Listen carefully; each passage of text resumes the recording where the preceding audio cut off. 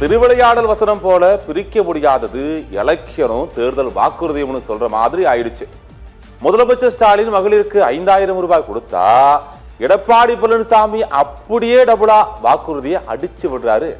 அது மட்டுமா, வாக்குறுதியை வரிசையா அடுக்கிறாரு பாருங்க இபிஎஸ். சபா சரியான போட்டி. அறிவிப்பு 1. அனைத்து இந்திய அண்ணா திராவிட முன்னேற்ற கழக ஆட்சி அமைந்தவுடன் ஒவ்வொரு குடும்பத்திற்கும் கருணை தொகையாக 10,000 ரூபாய் வழங்கப்படும். அறிவிப்பு 2. வேலைவாய்ப்பு அலுவலகங்களில் நம்முடைய இளைஞர்கள் பதிவு செய்து வேலைக்காக காத்திருக்கும் பட்டதாரிகளுக்கு மாதந்தோறும் 2000 ரூபாயும் +2 வரை படித்து வேலைவாய்ப்பு அலுவலகத்தில் பதிவு செய்துள்ளோருக்கு மாதந்தோறும் 1000 ரூபாய் உதவித்தொகை வழங்கப்படும். அறிவிப்பு 3.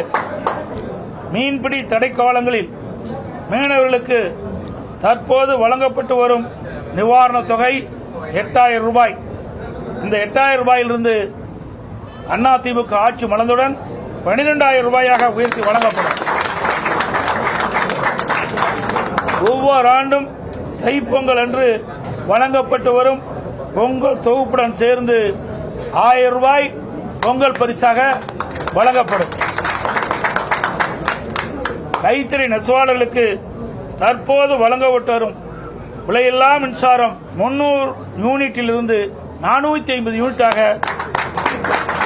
உயர்த்தப்படும்.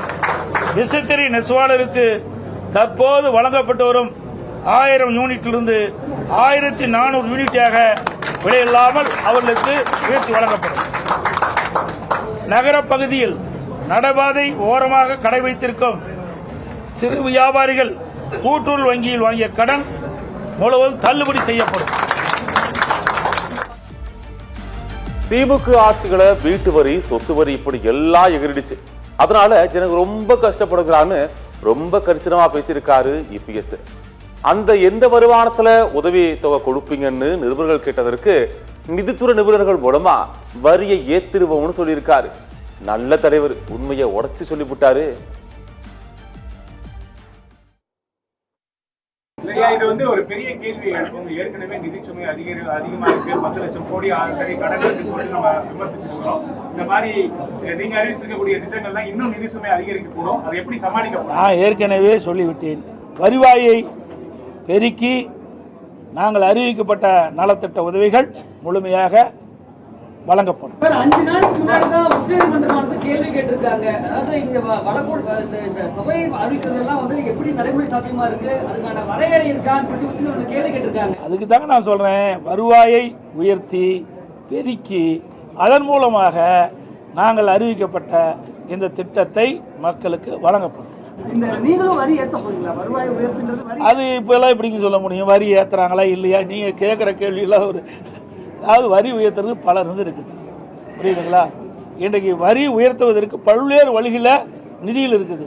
அந்த நம்முடைய நிதி துறையைச் சேர்ந்தவர் நிபுணர்கள் மூலமாக எந்தெந்த வகையில் வரி பெருக்க முடியுமோ, உயர்த்த முடியுமோ அதை உயர்த்தி நாங்கள் அறிவிக்கப்பட்ட திட்டங்களுக்கு தேவையான நிதியை பெற்று திட்டங்களை செயல்படுத்தும்.